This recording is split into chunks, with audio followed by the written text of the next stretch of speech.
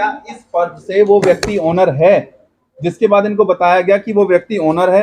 इन्होंने अपनी रजिस्ट्री करवाई, एक डॉक्यूमेंट सेल डीड नंबर 608 2008-2009 में दिनांक 7/4/2008 को इनके फेवर में रजिस्टर्ड करा तहसीलदार ने। ये वो डॉक्यूमेंट है जो रजिस्ट्री इनके फेवर में हुई है, सेल डीड। और रजिस्टर्ड करने के बाद इनके फेवर में पटवारी साहब ने मुटेशन भी जमा दी इन्हीं सेल डीड के फेवर में। अगर ये लैंड हुड्डा ने एक्वायर कर लिया था तो उसकी नॉलेज तहसीलदार साहब को होनी चाहिए थी। तहसीलदार साहब को बस अपडेट होना चाहिए था। और इस सेल डीड को करने के लिए किस तरीके से तहसीलदार साहब एक गवर्नमेंट प्रॉपर्टी की सेल डीड रजिस्टर्ड कर सकते हैं? सेल डीड जब इनके फेवर में हो गई, मुटेशन इनके पास आ गई, सेलर को ये चीज पता होनी चाहिए थी। परचेजर को नहीं पता कि वो जमीन गलत है या सही है।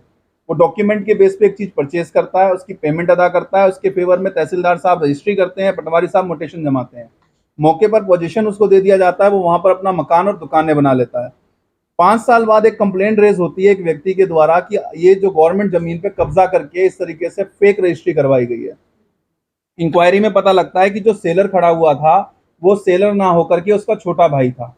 तो इस चीज की जो जांच है वो भी तहसीलदार के द्वारा की जानी चाहिए थी। जो सेल करने आया है व्यक्ति, वो इस जमीन का मालिक है भी अथवा नहीं। तो इसमें सेलर को क्या पता कि उस जमीन का मालिक काबिज कौन है? उसको जो डॉक्यूमेंट दिखाए गए उस आधार पर उसने अपनी सेल डीड अपने फेवर में रजिस्टर्ड करा ली।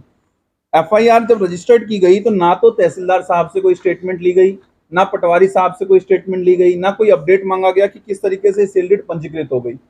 एफआईआर में ये अपनी पैरवी ठीक से ना कर पाए, जिसमें कोर्ट ने इनको 2 साल की पनिशमेंट दे दी। इसके बाद एक पक्ष के द्वारा लगातार इनके ऊपर ये आरोप लगाया जा रहा है कि इन्होंने भ्रष्टाचार में संलिप्त होकर के ये सेल डीड करा ली। जबकि इस सेल डीड से क्लियर सी बात समझ में आती है कि धोखाधड़ी इनके साथ हुई है। इन्होंने सेलर को प्रॉपर एक रकम अदा कर रखी है जो सेल डीड में मेंशन है। पोजीशन इनको दे दिया गया, मुटेशन इनके नाम से जमा दी गई। उसके बाद इन्होंने इस पोजीशन को लेके वहां पर अपनी प्रॉपर्टी डेवलप भी करना शुरू कर दिया, प्रॉपर्टी बना भी ली। और आज की डेट में ये तो जेब से जो प्रॉपर्टी का पैसा भी गया, डेवलप करने का भी गया, और मुकदमे में सजा भी हो गई। इसको लेकर के अभी लोअर कोर्ट ने जो इनको पनिशमेंट दी है उस पर ये बेल पर है। आगामी कार्रवाई के लिए हमने सेशन कोर्ट में अपील तैयार कर ली है, जहां पे हम ये सारी बात रखने वाले हैं। पटवारी, उसमें पटवारी आके स्टेटमेंट देके गए। उस स्टेटमेंट में पटवारी ने यही कहा कि भाई ठीक है, एज मेरे पास रिकॉर्ड नहीं है जो हुड्डा से पटवारी आए, गोलमोल उन्होंने स्टेटमेंट दे दी। कोई वो सारी चीजें तो सेशन में क्लियर होंगी। सच्चाई ये रही इनके। कब पता चला आपको कि आपके साथ जो रजिस्ट्री में गलत आदमी खड़ा किया है? इसका पता हमें 26/4/12 को चला। वो आपने क्या, हमने कंप्लेंट दी रकम वापसी के लिए कोई इस तरह की कंप्लेंट दी? नहीं, रकम वापसी के लिए नहीं, हमने कहा हमारे साथ धोखाधड़ी हुई है, उसके लिए हमने कंप्लेंट एसडीएम नगर थाने में दी। हमने 28 उस कंप्लेंट में कोई कार्रवाई नहीं करी है। 28/4/12 28/4/2012 को 28/4/2012। ये मैं आपको ये इसकी प्रति उपलब्ध करा दूंगा अभी मेरे पास।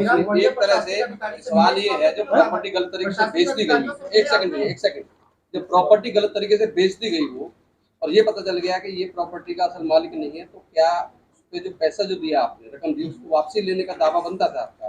किया आपने? नहीं, वो जब तक तो सीधी नहीं हुआ है ना। वो बात तो ये हुई कि भाई वो भाई उसका ये कहता रहा नहीं, हमने ठीक किया आपको सेल डीड। हमने ये कंप्लेंट लगाई थाने के अंदर। हमने 28/4/2012 को ये कंप्लेंट लगाई थाने की, इसकी रिसीविंग है, ये इनकी रसीद कटी हुई है एसडीएम नगर थाने की।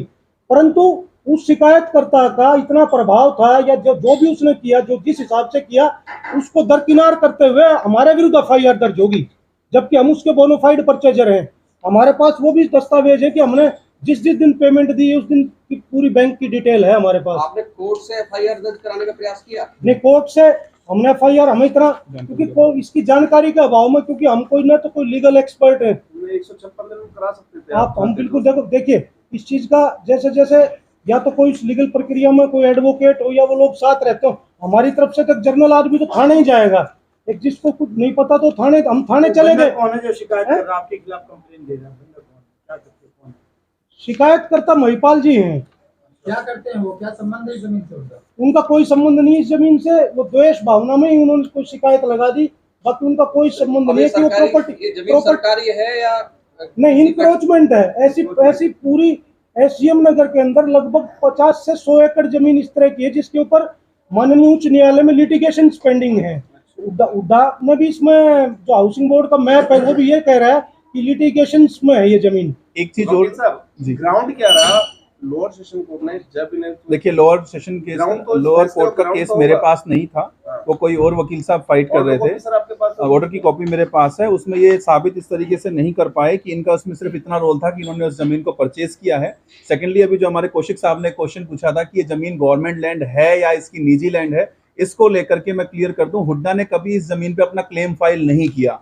During the pendency of this case भी हुड्डा की तरफ से कोई ऐसा पर्सन अपेयर नहीं हुआ जो ये कहता हो कि ये जमीन हुड्डा की है, और हाउसिंग बोर्ड कॉलोनी ने ऑन रिटर्न दे दिया कि इस जमीन से उसका कोई लेना देना नहीं है। वो डॉक्यूमेंट इनके पास है। अल्टीमेटली आप इसको अपर कोर्ट में चैलेंज करेंगे। डेफिनेटली हमारी अपील तैयार है। सर पार्टी ये मान बनाया लिया जाए जाए कि इनको। जब वहाँ से ऑब्जेक्शन नहीं हुआ, उन्होंने कह दिया कि जमीन उनकी नहीं है, तो ये मान ले कि ये प्राइवेट लैंड है। देखिए हाउसिंग बोर्ड कॉलोनी का कहना यह है कि वो हुड्डा से डेवलप लैंड परचेज करते हैं, ये डेवलप लैंड नहीं था उस समय, और ये हमारा इस प्रॉपर्टी से कोई लेना देना नहीं है। ऑन रिटर्न उन्होंने दे रखा है अपनी स्टैंप करके। और रही बात हुड्डा की, मैं फिर करेक्ट कर दूं, रही बात हुड्डा की, हुड्डा क्या करता है, जिस भी जमीन को एक्वायर करता है अपने फेवर में अवार्ड पास कराने के बाद तुरंत उसका पोजेशन ले लेता है, और उसका पोजेशन लेने के बाद जब पोजेशन ही ले लेगा तो कोई चीज ही नहीं रह जाती वहां पर। ना तो इस जमीन का टिल डेट तक कोई पोजीशन लेने आया हुड्डा की तरफ से, ना ऐसा कोई अवार्ड हमारे पास चैलेंज किया गया कि अवार्ड हमारे पास है, आप इस जमीन को खारिज कर दीजिए।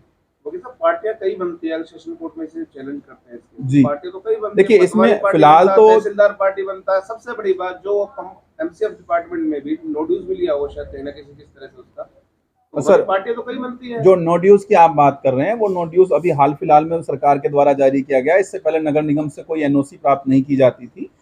उससे पहले जो जिस तरीके से रजिस्ट्री की जाती थी, तहसीलदार ही इंक्वायरी करते थे कि इन दस्तावेजों के आधार पर रजिस्ट्री हो सकती है या नहीं हो सकती। एक सीधा सा प्रोसीजर था हरियाणा के अंदर कि आप जब कोई भी दस्तावेज रजिस्टर्ड कराने जाते हैं तो वहाँ उनके रजिस्टर क्लर्क बैठे होते हैं जो उन दस्तावेजों की जांच करते हैं, और जांच करने के बाद उन पर मार्किंग की जाती है कि दस्तावेज रजिस्टर्ड होने लायक है अथवा नहीं। अगर कोई कमी होती है तो उस पर ऑब्जेक्शन लगा के वो दस्तावेज वापसी कर दिए जाते हैं। अगर रजिस्ट्री हुई, उसके बाद रजिस्ट्री होने के बाद भी सीधा सा प्रोसीजर है कि आपको डॉक्यूमेंट 3 दिन बाद 7 दिन बाद रजिस्ट्रार की तरफ से अटेस्ट होकर के मिलते हैं कि दस्तावेज सही हैं। गलत होने की स्थिति में वो दस्तावेज प्रोवाइड नहीं करवाए जाते सेलर को और परचेजर को। यहाँ पर रजिस्ट्री करने के बाद भी इनको प्रोवाइड कर दी गई। तहसीलदार साहब ने अटेस्ट भी करी, और ना केवल अटेस्ट करी बल्कि पटवारी साहब ने उसकी मोटेशन भी इनके फेवर में जमाई। एक जनरल पर्सन जो कोई प्रॉपर्टी परचेज करने जाता है, उसे इतनी लीगल जानकारी नहीं होती कि दस्तावेज सही है अथवा गलत है। वो जांच कैसे करवाएगा? सर्टिफाइड कॉपी निकलवा के करवाएगा, तहसीलदार साहब से पूछ के करवाएगी इसकी रजिस्ट्री हो जाएगी। अगर तहसीलदार उसकी रजिस्ट्री कर रहा है, इन केस वो प्रॉपर्टी जेन्युइन है, अनऑथराइज्ड प्रॉपर्टी तो रजिस्ट्री भी नहीं होती। इसके अलावा उसको और क्या नियम कानून आप बताएंगे कि रजिस्ट्री की जा सकती है नहीं की जा सकती? सामान जी खाली आपका ही प्लॉट है या और भी प्लॉट है वहाँ उस जगह? इस तरह के एसजीएम नगर में लगभग 5-7 हजार मकानात बने हुए हैं जो जो जो पूरे हुड्डा की डिस्प्यूटेड लैंड है, जिस पे लिटिगेशन पेंडिंग है। टिल 89 से ही लिटिगेशन पेंडिंग है, इसके ऊपर कोई डिसीजन नहीं हुआ। लगभग 5-7 हजार मकान है इस तरह से। और क्या उन्होंने मुआवजा लिया था, नहीं लिया था? जिस आपने जमीन ली है क्या उसने मुआवजा लिया था सरकार से, हुड्डा से? इसके बारे में हमें जानकारी नहीं है। एक और मैटर इन्होंने वहाँ पे उठा रखा है। अभी दुग्गल साहब ने एक वहाँ पे कंप्लेंट फाइल की थी कि जो हाउसिंग बोर्ड कॉलोनी के फ्लैट्स हैं, वहाँ के जो रेजिडेंशियल लोग हैं उसमें इंक्रोचमेंट कर रहे हैं, कंस्ट्रक्शन तोड़ के दोबारा कंस्ट्रक्शन कर रहे हैं जो कि अलाउडेड नहीं है, जिसको लेकर के एक जनहित याचिका ये ऑनरेबल कोर्ट में फाइल करने वाले हैं।